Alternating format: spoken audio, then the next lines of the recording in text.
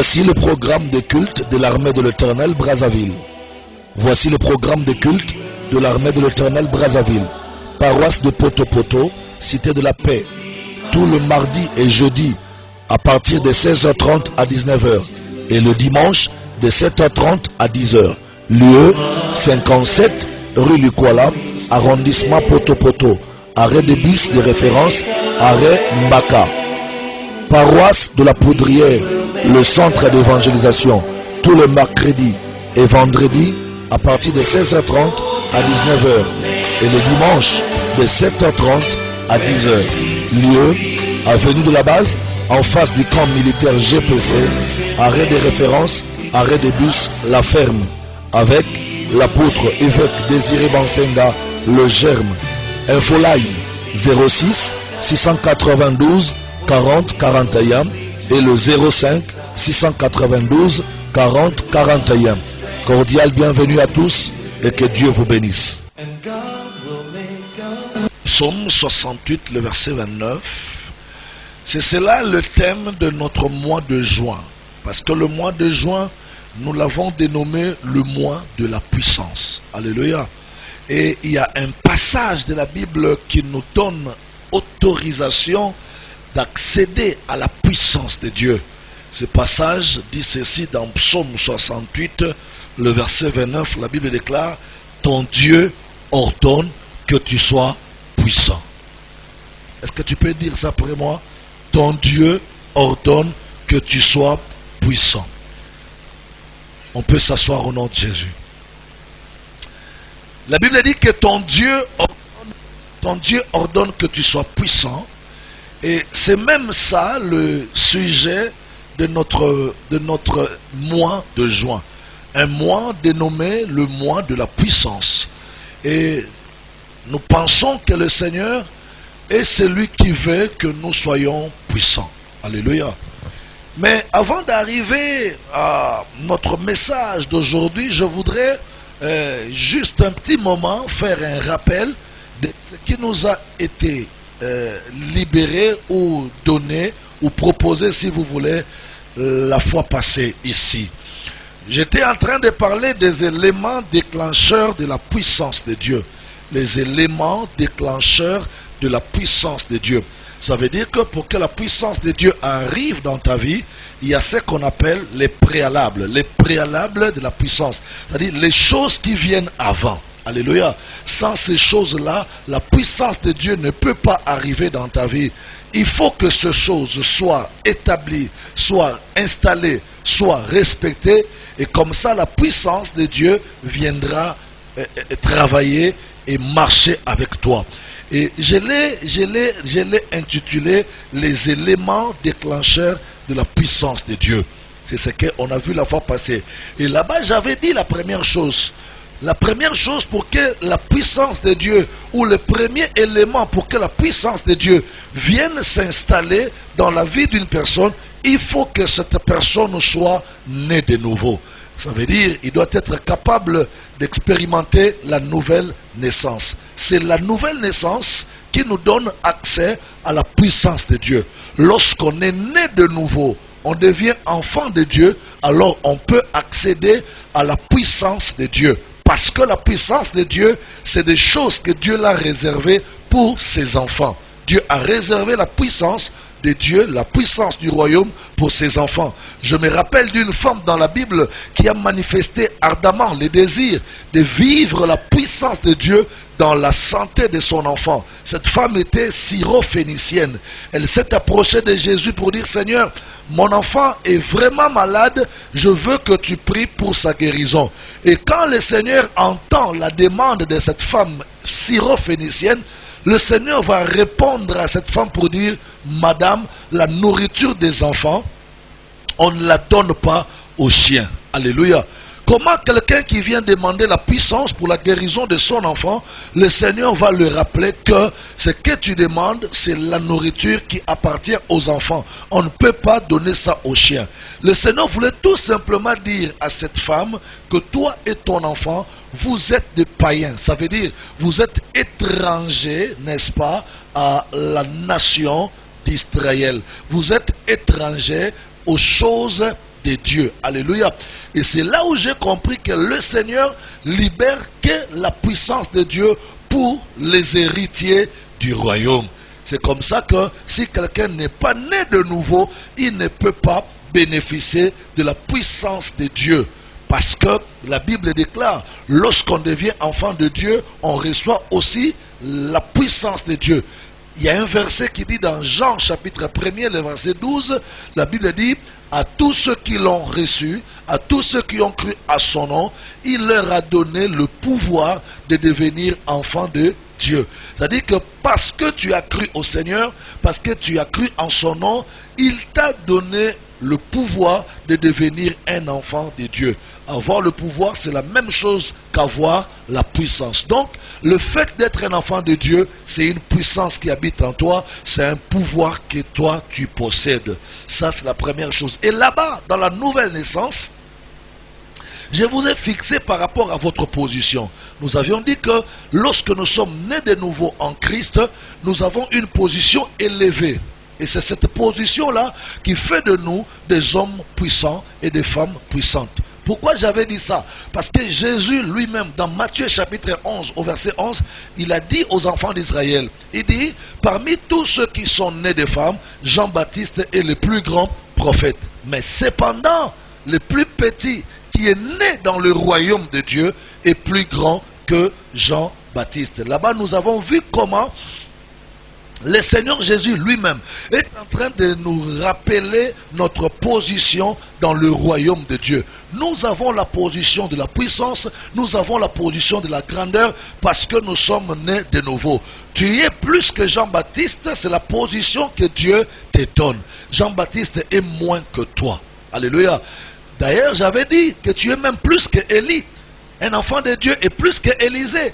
Tu es plus que tous les prophètes qui ont vécu dans ces temps-là. Pourquoi? Parce qu'aucun de ces prophètes n'était né de nouveau. Mais toi, tu es né de nouveau. Aucun de ces prophètes avait le Saint-Esprit habitant en lui. Mais toi, le Saint-Esprit de Dieu habite en toi. Pendant le temps de ces prophètes-là, l'Esprit de Dieu venait travailler avec eux et repartait. Mais toi, depuis que tu as reçu Jésus, Jésus est venu habiter en toi avec tout son royaume. Il est venu lui-même avec son Saint-Esprit et même toute l'arsenal du royaume de Dieu disposé pour Jésus vient ou sont venus habiter en toi. Alléluia. Et plus loin encore, j'avais dit que dans la nouvelle naissance, nous attirons ou nous bénéficions de la puissance de Dieu. Et puis, à part la nouvelle naissance, la deuxième chose que j'avais dit la fois passée, qui nous rend puissants, c'est lorsque nous sommes capables de rentrer au service de Dieu. Lorsque quelqu'un répond à l'appel pour servir Dieu, le Seigneur lui donne sa puissance. Seulement parce que tu as accepté d'être appelé, de servir Dieu, le Seigneur ne te laisse pas servir comme ça, mais il te laisse le servir avec sa puissance en toi.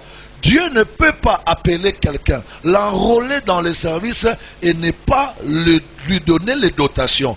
Dieu, quand il appelle quelqu'un pour le servir, c'est Dieu là s'arrange à mettre à ta disposition les moyens utiles pour faire la responsabilité qu'il t'a donnée. Et quand tu reçois l'appel pour servir Dieu, tu deviens serviteur, servante de Dieu, le Seigneur lui-même qui t'a appelé mettra à ta disposition la puissance de Dieu pour que tu sois efficace dans la charge qu'il vient de te confier. Alléluia. Mais aujourd'hui, je voudrais poser une question et à cette question, je vais apporter 3 réponses. Ou si vous voulez, à la question que je vais poser, nous, ensemble avec vous, nous allons apporter 3 réponses. Et mon message va s'articuler sur ces 3 réponses que nous essayerons d'apporter à la grande question de ce soir. Le thème d'aujourd'hui est une question. Pourquoi être puissant dans le Seigneur Jésus-Christ? Alléluia. Est-ce qu'il faut seulement être puissant? Est-ce que c'est nécessaire d'être puissant lorsqu'on devient enfant de Dieu? Pourquoi Dieu ne peut pas nous laisser seulement devenir ses enfants sans pour autant nous donner sa puissance? Qu'est-ce que la puissance de Dieu vient faire en nous lorsque nous devenons enfants de Dieu?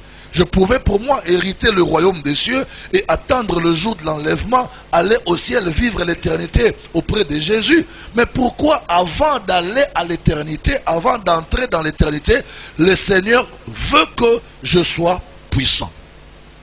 La première raison qui fait que Dieu nous veut dans la puissance, c'est parce que avoir la puissance de Dieu, c'est premièrement un ordre que Dieu a donné. Répétez après moi, l'ordre de Dieu. Plus fort que ça, s'il vous plaît. L'ordre de Dieu. Être puissant en tant qu'un enfant de Dieu, c'est un ordre que le Seigneur nous a donné. C'est-à-dire que être puissant comme un enfant de Dieu, c'est même la volonté de Dieu. Pourquoi? Parce que la Bible dit dans Psaume chapitre 68 au verset 29 que ton Dieu ordonne que tu sois puissant. C'est un ordre que Dieu donne, que tous ceux qui ont cru en son nom et que tous ceux qui ont cru en sa parole deviennent des hommes et des femmes puissants. Donc Dieu nous veut dans la puissance. Et lorsque Dieu nous veut dans la puissance, nous comprenons directement que être puissant en tant qu'enfant de Dieu, c'est même ça la volonté de Dieu à notre égard. Alors si c'est la volonté de Dieu à notre égard que nous soyons puissants, donc manquer la puissance, c'est pécher contre la volonté de Dieu. Voyez-vous? Donc quand tu ne veux pas la puissance de Dieu dans ta marche chrétienne, tu es en train de pécher contre la volonté de Dieu. Parce que Dieu ordonne que tu sois puissant. Et quand Dieu donne un ordre et que toi tu ne peux pas, toi tu ne veux pas obtempérer à cet ordre, c'est quoi? C'est un péché. Le péché c'est quoi? Le péché c'est la transgression de la volonté de Dieu. Lorsqu'on s'oppose à la volonté de Dieu, on commet un péché contre Dieu. Ici la volonté de Dieu nous révèle dans le livre de Psaume au chapitre 68 au verset 29 que l'ordre de Dieu est que nous soyons puissants. Dieu ordonne que nous soyons puissants. Donc c'est sa volonté. Il a exprimé sa volonté par les moyens de sa parole. Il dit j'ordonne que tu sois puissant. Eh bien si Dieu ordonne que je sois puissant, si Dieu veut que moi je vive dans la puissance, pourquoi moi je dois m'opposer à cela? Dieu veut que tous les enfants du royaume soient identifiés par rapport à sa puissance qui doit habiter en eux. Devenir puissant, c'est un ordre que Dieu nous donne. Chaque jour, tu dois vivre dans la puissance. Lundi, tu es puissant. Mardi, tu es puissant. Mercredi, puissant. Jeudi, puissant. Vendredi, puissant. Samedi, puissant. Dimanche, tu es puissant. En janvier, tu dois être dans la puissance. Février, puissance. Mars, puissance. Avril, mai, juin, jusqu'en décembre, chaque mois, tu dois vivre dans la puissance de Dieu. Le matin, tu es dans la puissance de Dieu. À midi, tu es dans la puissance de Dieu. Le soir, tu es dans la puissance de Dieu. Même la nuit, pendant que tu es en train de dormir, la puissance de Dieu ne doit pas faire défaut en toi. Il y a un verset de la Bible que nous lisons, mais moi ce verset m'interpelle et me fait réfléchir. C'est le verset où David dit que l'épée de l'ennemi ne surprendra pas le oint de Dieu. My God. Il dit l'épée de l'ennemi ne surprendra pas, ne surprendra jamais le oint de Dieu. C'est-à-dire que l'épée de l'ennemi, l'attaque de l'ennemi, l'assaut de l'ennemi ne peut pas surprendre un enfant de Dieu. Pourquoi? Parce que Dieu dit qu'à chaque instant, il ordonne que tu sois puissant. Même quand toi tu dors, tu crois être faible, tu n'es pas faible, tu dors dans la puissance de Dieu. Même quand tu n'as pas prié avant d'aller au lit, non, la puissance que Dieu te donne n'a pas commencé quand toi tu as prié. La puissance de Dieu en toi a commencé le jour où Jésus-Christ est venu habiter en toi. Alléluia. Donc à chaque instant tu es là, tu es dans la puissance. À chaque moment tu es dans la puissance. L'épée de l'ennemi, l'attaque de l'ennemi, l'assaut de l'ennemi ne te surprendra jamais. La Bible dit parce que Dieu ordonne que tu sois puissant, à chaque instant la puissance de Dieu habitera en toi. Vous savez, le fait d'avoir Jésus en toi, parce que tu as cru en son nom et que tu as cru en sa parole, il t'a donné le pouvoir de devenir enfant de Dieu. Il t'a donné la puissance de devenir enfant de Dieu. Est-ce que tu es sûr que Jésus-Christ habite en toi? Eh bien, si Jésus habite en toi, sache aussi que sa puissance habite en toi. Tu ne deviens pas puissant parce que tu viens de gêner. Tu ne deviens pas puissant parce que tu viens de prier avant de dormir. Tu as été déjà puissant le jour où tu as accepté Jésus venir habiter dans ta vie.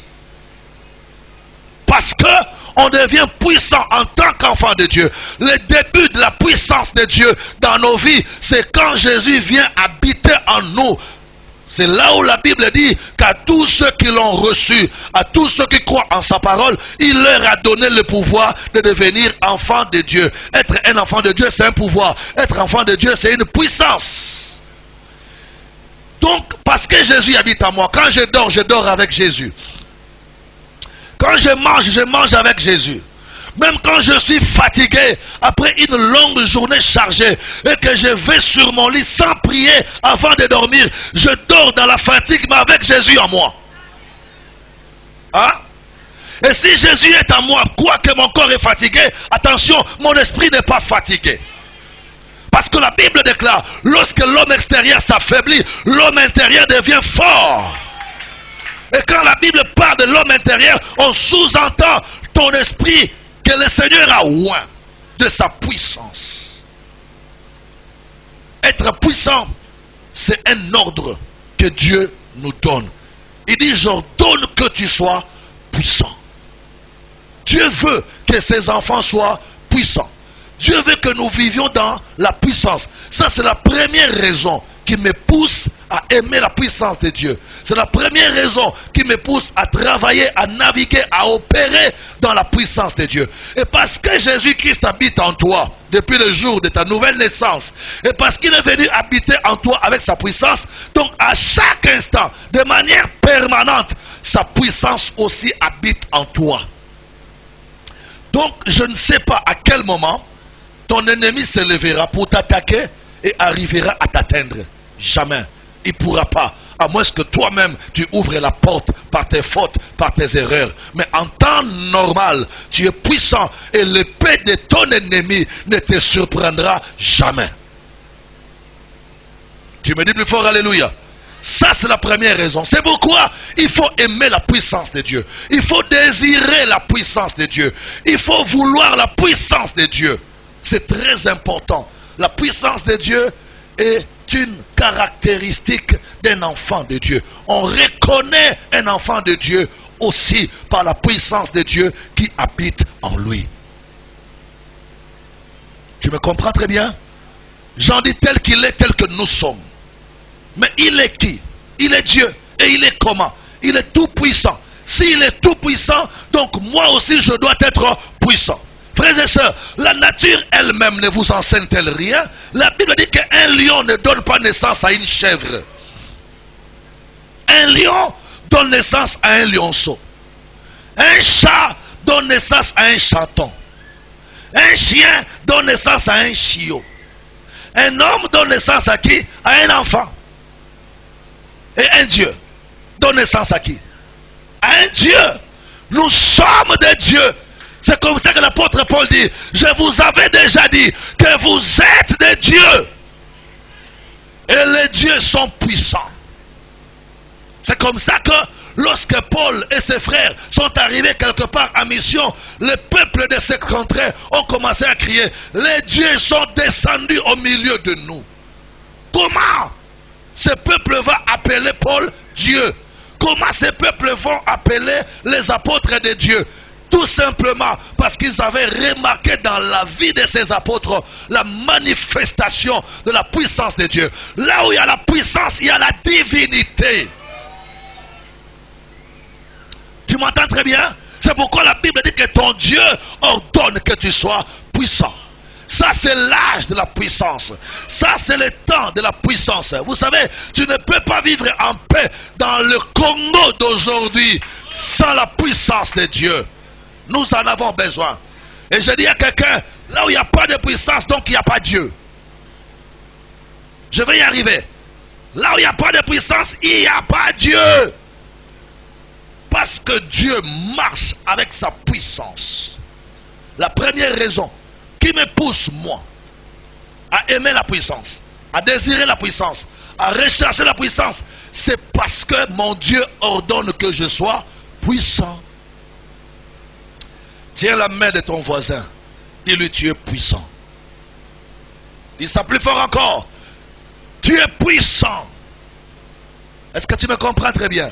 Ça, c'est très important. La deuxième raison qui me pousse à chercher la puissance, parce que j'ai donné la question, j'ai posé la question.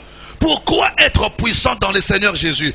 La première réponse, j'ai dit, il faut être puissant parce que ton Dieu ordonne que tu sois puissant. Mais la deuxième réponse, pourquoi être puissant dans le Seigneur Jésus? Je veux être puissant dans le Seigneur Jésus parce que le monde, ma famille, mon environnement, mon quartier, ma ville de Brazza attend la révélation des fils de Dieu. Romains chapitre 8.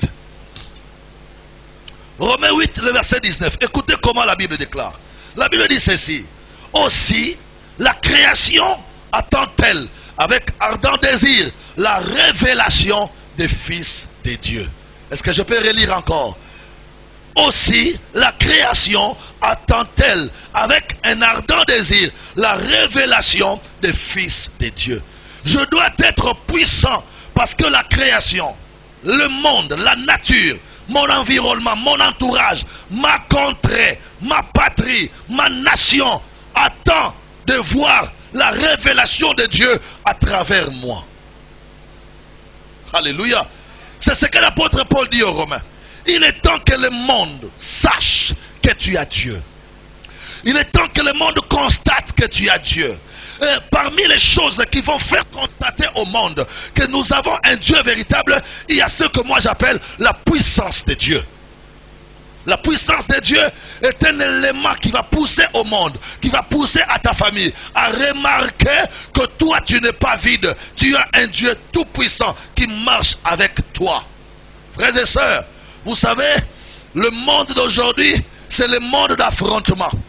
Non seulement l'affrontement, mais c'est aussi le monde de confrontation. Et lorsqu'il y a affrontement et confrontation, on a besoin d'avoir le pouvoir, ou si vous voulez la puissance. Sans la puissance, on ne peut pas assurer la confrontation, on ne peut pas assurer l'affrontement. Est-ce que tu peux imaginer combien de fois tu es affronté dans ta famille? Combien de fois tu es affronté dans le milieu de travail? Combien de fois tu es attaqué, menacé là où tu vis? Mais sans la puissance de Dieu, tu ne pourras jamais t'en sortir. Waouh! Nous avons le Dieu le Tout-Puissant. Et le monde attend avec un ardent désir la révélation de nous, les fils de Dieu. Là où il y a le fils d'un chef d'État, les gens vont constater que là, il y a le fils d'un chef d'État. Là où il y a le fils d'un roi, les gens vont remarquer que là-bas, il y a le fils d'un roi. Mais mesdames et messieurs, je vais vous annoncer, pendant que je suis en train d'enseigner dans cette salle, il y a des fils de Dieu. Et là où les fils de Dieu se rassemblent, la puissance de Dieu doit être au rendez-vous. C'est pourquoi l'apôtre Paul dit, l'évangile ne consiste pas en paroles seulement, mais l'évangile consiste en la démonstration de la puissance du Saint-Esprit. Si tu me demandais, Désiré Bansenga, est-ce que tu peux définir c'est quoi l'évangile? Je te dirais, l'évangile est une puissance pour le salut de quiconque croit. C'est ça la définition de l'évangile. L'évangile est une puissance. Sans puissance, il n'y a pas d'évangile. Arrêtez avec les évangiles sans puissance. L'évangile, on prêche et on vit ce qu'on a prêché. C'est cela la puissance. Dis-moi plus fort, alléluia. Et le monde a besoin de voir ces choses. Le monde a besoin de voir la révélation des fils de Dieu. Alléluia. Il faut que ton quartier, ta ruelle, ton avenir, les gens constatent qu'il y a un fils de Dieu ici. Il y a une fils de Dieu ici. C'est fini le temps de vivre inaperçu. C'est comme ça l'apôtre Paul dit, je ne me glorifie pas pour avoir de maison, je ne me glorifie pas pour avoir de voiture, je ne me glorifie pas parce que j'ai reçu l'argent. Mais moi ce soir, je suis en train de me glorifier à cause de la grâce de Dieu qui habite en moi. Et quand je parle de la grâce de Dieu, je sous-entends la puissance de Dieu qui habite en toi. Tu veux qu'on fasse une concurrence? On ne va pas faire la concurrence des francs CFA. Faisons la concurrence sur la puissance. Faisons la concurrence sur la grâce de Dieu. C'est pourquoi Moïse avait compris ces choses. Moïse a compris qu'avec Pharaon, c'était l'affrontement et la confrontation. Dieu dit à Moïse, Moïse, va dire à mon peuple de sortir. Mais avant ça, va dire à Pharaon de libérer mon peuple. Moïse va voir Pharaon.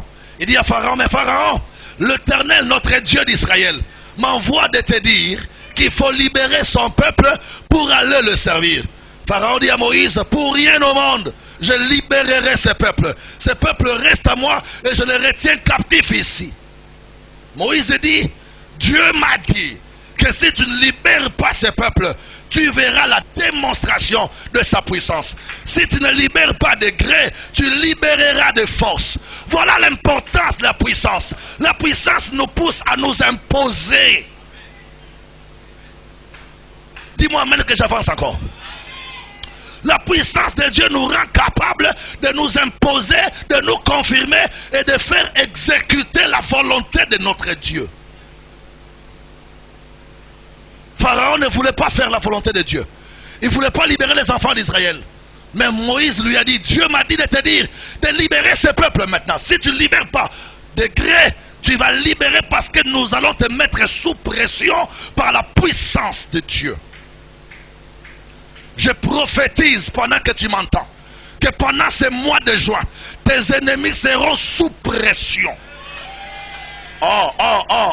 Ils ne seront pas sous pression militaire, mais ils seront sous pression spirituelle. Parce que ton Dieu te rend puissant. Pharaon dit à Moïse, je ne vais pas libérer ce peuple. Ce peuple ne partira pas. Alors Moïse a dit, parce que tu ne veux pas libérer le peuple de Dieu, je vais te libérer, te démontrer la puissance de ce Dieu-là qui m'a envoyé. Moïse va regarder à côté de lui, il voit son frère Aaron. Il dit, Aaron, donne-moi un peu ton bâton. Moïse prend le bâton d'Aaron. Il jette ça dans le seuil du salon de Pharaon. Et la Bible dit, à l'instant même, ce bâton de Moïse va se transformer en serpent. Dès que Pharaon voit le bâton de Moïse devenir un serpent, Pharaon commence à se moquer de Moïse. Il dit, mais Moïse, ça c'est quel numéro tu m'apportes? Chez moi, tous les jours, mes magiciens font ces choses. C'est tous les jours chez moi, mes sages, mes magiciens font ce genre de choses. C'est tous les jours qu'ils peuvent faire d'un bâton un serpent. Moïse dit, il n'y a pas de problème. Dieu m'a dit de montrer la puissance de son royaume pour que tu libères son peuple. Moïse a jeté le bâton est devenu un serpent. Et quand Pharaon va regarder ses magiciens, il dit aussi à ses magiciens, vous aussi faites comme lui. Prenez vos bâtons, jetez par terre. Les magiciens de Pharaon ont pris leurs bâtons, ils ont jeté par terre. Et tous ces bâtons se sont aussi transformés en serpents. Waouh! Vous savez, il y a puissance et puissance. Il faut que je le souligne. Il y a puissance et puissance.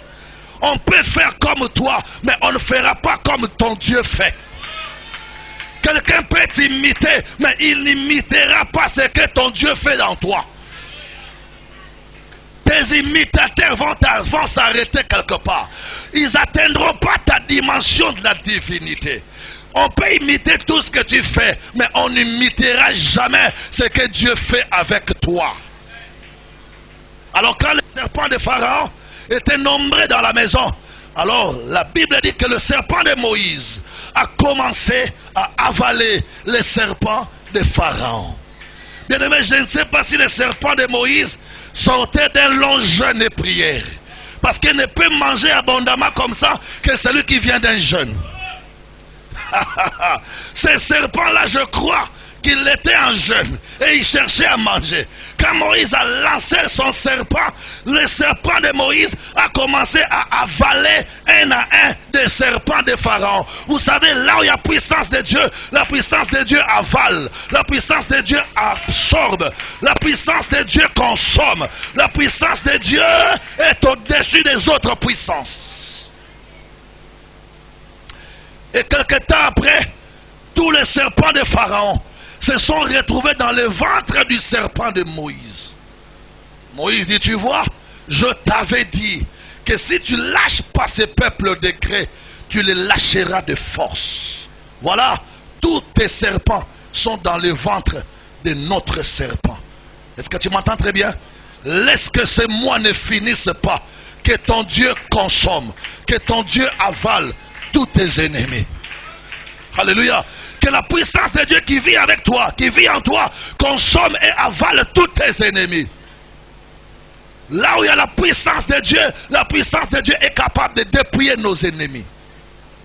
Voilà, le serpent de Moïse a avalé.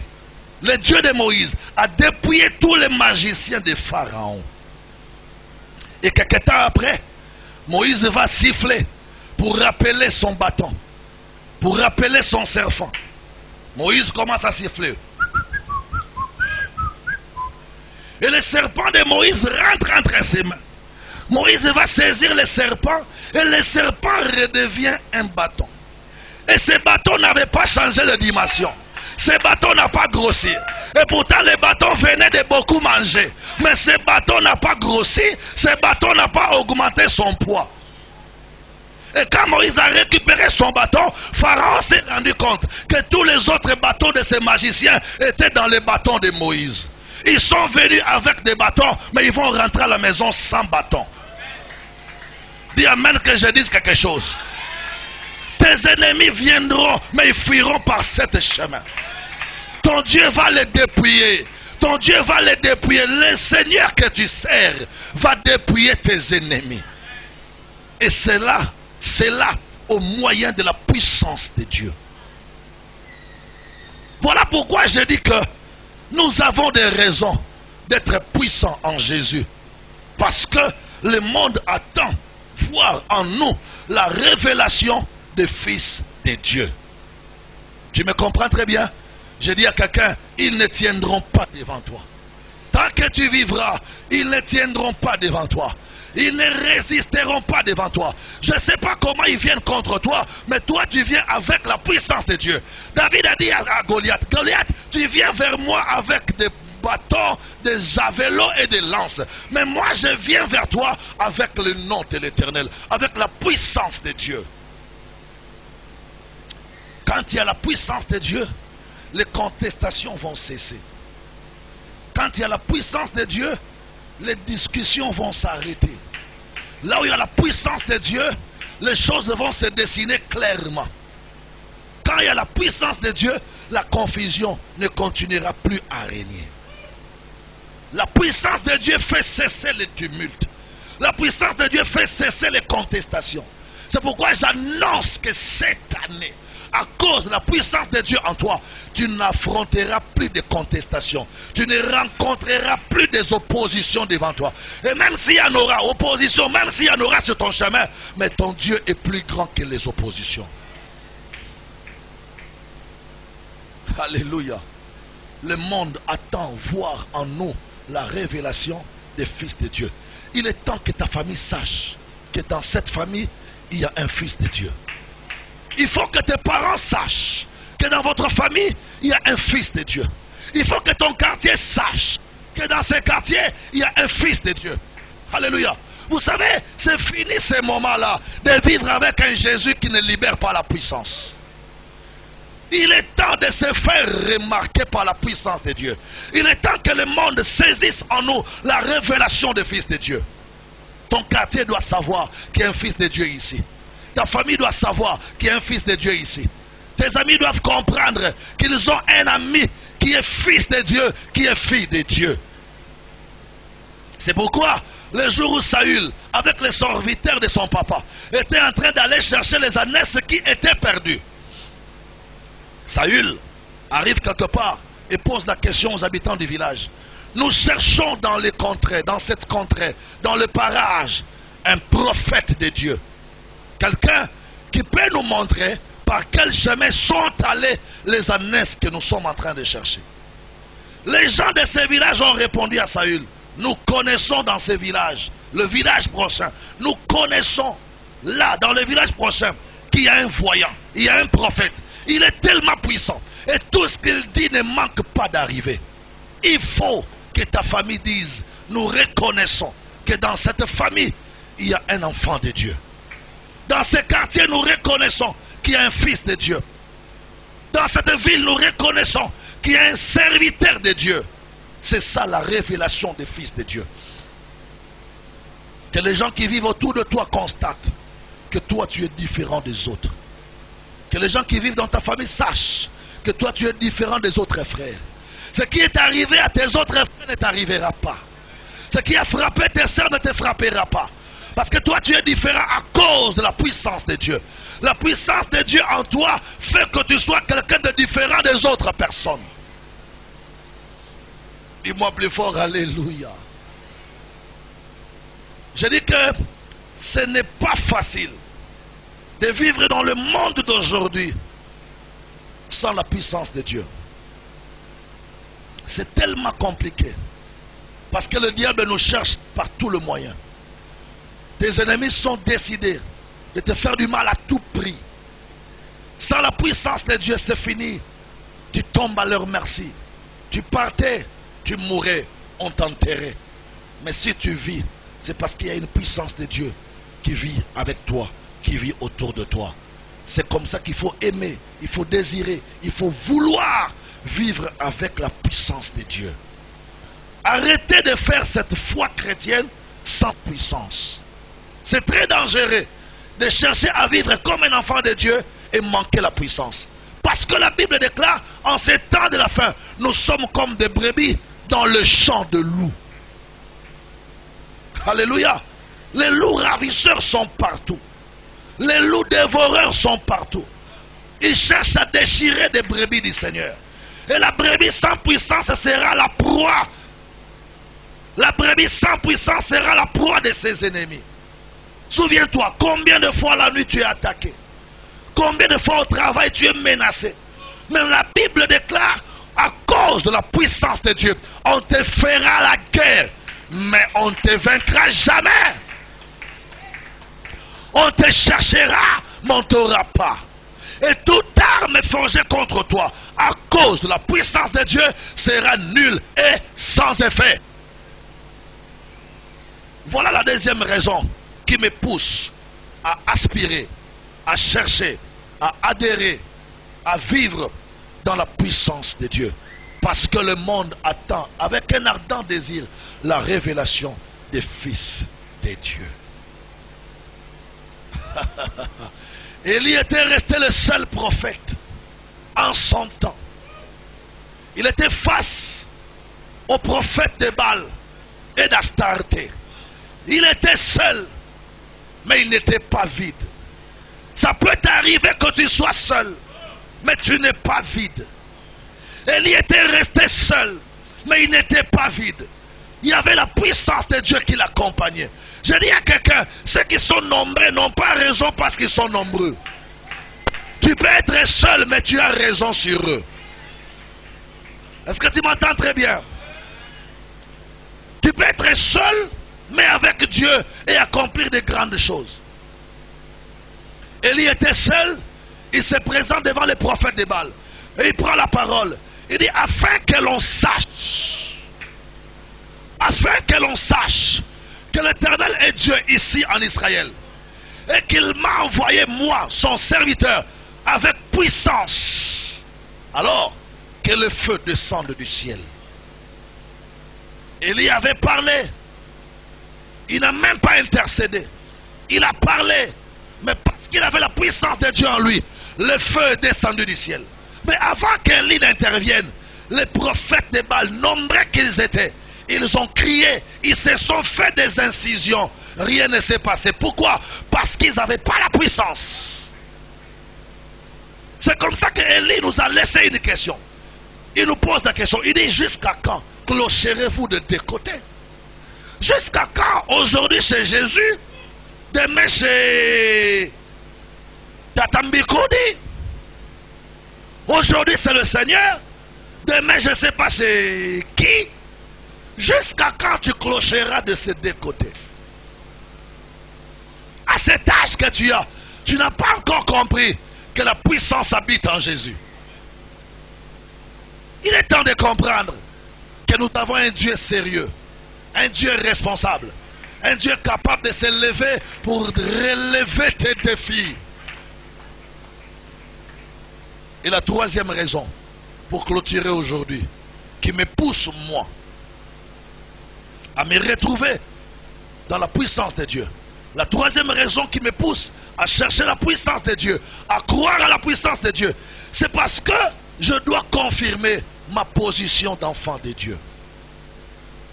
Nous devons arriver à confirmer notre position d'enfant de Dieu. Yaya, nous avons une position à défendre. Nous avons une position à défendre. Et c'est une position que Dieu lui-même nous a donnée depuis la création. Genèse chapitre 3. Genèse 3. Waouh, waouh, waouh, waouh, waouh. Et puis après un moment, on va prier. Chacun de nous va chercher la puissance de Dieu. Genèse chapitre 3, le verset 15. Écoutez comment la Bible dit. Genèse 3, le verset 15. La Bible déclare: je mettrai inimitié entre toi et la femme, entre ta postérité et sa postérité. Celle-ci t'écrasera la tête, mais toi, tu lui blesseras le talon. Ça, c'est la parole du Seigneur. Il est en train de dire au serpent: toi serpent, parce que tu as séduit la femme et que la femme a fait chuter son mari, sache à partir d'aujourd'hui, il y aura inimitié entre toi le serpent et la femme. Il y aura conflit de génération en génération. Il y aura mésentente de génération en génération entre toi le serpent qui a séduit la femme et la descendance de la femme. Mais sache qu'à chaque instant que la femme te rencontrera, ou quelqu'un de sa descendance, si la femme ne te rencontre pas, mais que quelqu'un de la descendance de la femme te rencontrerait, sache qu'il t'écrasera la tête par son talon. Et pendant qu'il sera en train de t'écraser la tête par son talon, toi tu vas le mordre au talon, tu vas le blesser seulement. Mais lui il va t'écraser et il va te tuer. Mais toi tu ne vas pas le tuer, tu ne pourras pas le tuer, tu vas seulement le blesser. Et quand la Bible parle de la femme et sa descendance, la Bible parle de nous, l'église de Jésus. Nous sommes cette femme qui est appelée, qui a reçu la puissance d'écraser la tête du serpent. C'est comme ça, la Bible déclare: à tous ceux qui l'ont cru, à tous ceux qui l'ont reçu, il leur a donné un pouvoir. Et il ajoute en disant: voici les miracles qui accompagneront ceux qui auront cru. Ils chasseront des démons. Ça veut dire, ils écraseront le diable et ses agents. Tu vois, tu as une position à défendre. C'est ta position d'enfant de Dieu, ta position de l'église. Tu es la femme, c'est toi l'église de Jésus. La Bible dit: tu auras la supériorité sur les serpents, sur les diables et sur toutes ces entités. Mais comment tu peux avoir la supériorité sur ce genre de personnes si tu n'as pas reçu la puissance de Dieu? Vous savez, la puissance de Dieu est là, elle est disponible, mais c'est nous qui n'en voulons pas. Souvent les chrétiens pensent qu'on peut prier et se passer de la puissance de Dieu. C'est une grave erreur, une grosse erreur de vouloir mener ta vie chrétienne sans l'implication de la puissance de Dieu. Tu as besoin de cette puissance de Dieu. La femme écrasera la tête du serpent, mais le serpent va les blesser. Je suis blessé, mais je ne suis pas mort. On peut te blesser, mais on ne t'a pas tué. Ta blessure va guérir. Mais lui qui est écrasé, c'est fini. Son cas est classé. C'est pourquoi je dis à quelqu'un: celui qui est en toi est plus fort que celui qui est dans ses mains. Celui qui est en toi est plus fort que celui qui te cherche des problèmes. Celui qui est en toi est plus fort que celui qui te cherche des combats. La prophétie dit: tu écraseras sa tête, mais lui te blessera les talons. C'est une position que nous avons. La position d'en haut qui nous pousse à être supérieur par rapport au serpent et d'écraser sa tête. Voilà les trois raisons qui doivent nous pousser à vivre dans la puissance, à chercher la puissance de Dieu, à aimer la puissance de Dieu. Sans la puissance de Dieu, on est à la merci de n'importe qui. Sans la puissance de Dieu, on est à la merci de tout le monde. Nous avons besoin de la puissance de Dieu pour confirmer notre position, pour nous révéler par rapport au monde actuel qui vit autour de nous. Et nous avons besoin de la puissance de Dieu parce que notre Dieu ordonne que nous soyons puissants. Est-ce que tu me comprends très bien? C'est pourquoi moi j'insiste ces derniers temps pour dire aux femmes, même quand on est femme, on doit savoir qu'on a reçu la puissance de Dieu. Parce que le jour de la Pentecôte, il n'y avait pas que des hommes. À la Pentecôte, les femmes aussi ont reçu le Saint-Esprit. Alléluia. Non, tu es femme dans la chair. Tu es femme dans ton sexe. Tu n'es pas femme dans ton esprit. Parce qu'à la Pentecôte, les femmes aussi ont reçu le Saint-Esprit. Et d'ailleurs, lorsque le Seigneur nous identifie pour être capable d'écraser les serpents, le Seigneur n'a pas identifié l'Église à un homme. Il a identifié l'Église à la femme. Donc je veux que les femmes comprennent qu'il est temps de s'élever, d'expérimenter aussi la puissance que Dieu vous a donnée. Parce que la Bible déclare dans Joël chapitre 2, au verset 28, que dans les derniers jours, je répandrai mon esprit sur toute chair. Vos jeunes filles et vos jeunes garçons prophétiseront. Et voici ces temps, c'est le temps de la fin. Où sont ces femmes qui ont reçu le Saint-Esprit? Où sont ces femmes qui ont reçu la Pentecôte? Où sont ces femmes qui sont nées de nouveau? Tu m'entends très bien? Je veux qu'une femme comprenne aujourd'hui que tu es né de nouveau et tu es héritière de la puissance de Dieu aussi. Lève-toi, libère la puissance de Dieu qui habite en toi. Le Seigneur veut voir des femmes puissantes. Il n'y a pas de Saint-Esprit pour les hommes, il n'y a pas de Saint-Esprit pour les femmes. Parce que la Bible déclare au dernier jour, je répandrai mon esprit sur toute chair. Je n'ai pas dit que tu es devenu pasteur. Je n'ai pas dit que tu es devenu évangéliste. Mais j'ai seulement dit que tu es né de nouveau. Et parce que tu es né de nouveau, tu dois être prêt et capable de libérer en toi la puissance de Dieu. Longtemps, nos églises ont gardé les femmes dans les cachots. Les femmes sont souvent restées dans les ghettos, regardant les hommes à la recherche de la puissance de Dieu. Mais elles s'ignorent qu'en elles aussi, elles ont reçu la puissance de Dieu. Mesdames et messieurs, est-ce que vous savez qu'à la résurrection de Jésus, après que les soldats soient témoins, les femmes ont pris la nouvelle et les ont apportées aux apôtres? Où sont les maris de Magdala d'aujourd'hui?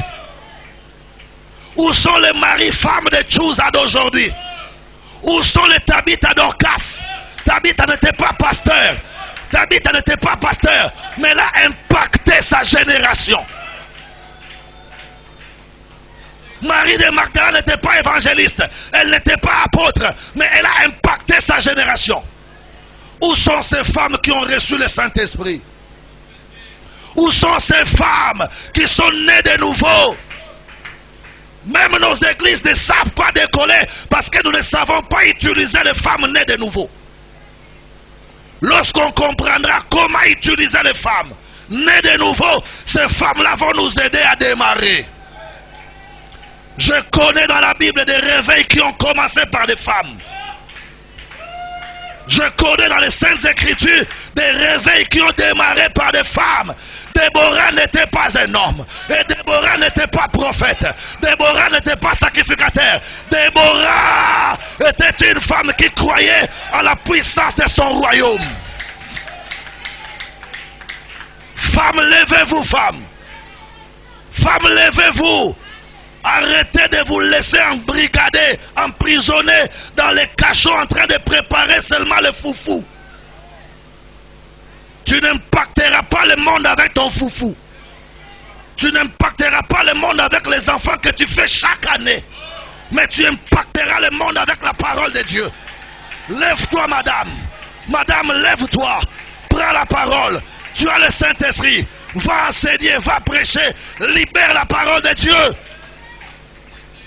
Est-ce qu'en parlant comme ça, j'ai dit que tu es pasteur? Je ne veux pas rentrer dans ces polémiques des pasteurs femmes. D'ailleurs, tu n'as pas besoin d'avoir le titre de pasteur pour être puissante. Madame, tu n'as pas besoin d'être pasteur pour impacter ta génération. Tu as seulement besoin d'une prise de conscience. Que tu es né de nouveau et que tu as le Saint-Esprit en toi. Et par conséquent, la puissance de Dieu marche avec toi. La Bible dit, elles sont une grande armée. Elles, c'est qui? Elles, ce sont les femmes. Elles sont une grande armée. Les messagères de la bonne nouvelle. Mais comment vous ne vous levez pas? Vous avez la puissance en vous. Vous avez la nouvelle naissance. Vous avez le Saint-Esprit. Comment vous ne vous levez pas pour aller donner ce message? Est-ce que tu m'entends? Regardez très bien. Toutes les églises qui ne savent pas utiliser les femmes, ces églises ne décollent pas. Toutes les églises qui ne savent pas faire comprendre à leurs femmes qu'elles ont été baptisées du Saint-Esprit, qu'elles ont la puissance de Dieu et qu'elles peuvent s'élever, ces églises-là ne montent jamais. Regardez toutes les églises qui ont bien décollé. C'est les églises où on a laissé les femmes avancer. Madame, avance au nom de Jésus. Ma sœur, avance au nom de Jésus. Tu as un don spirituel en toi. Tu as peut-être le don de guérison. Vous savez, il y a une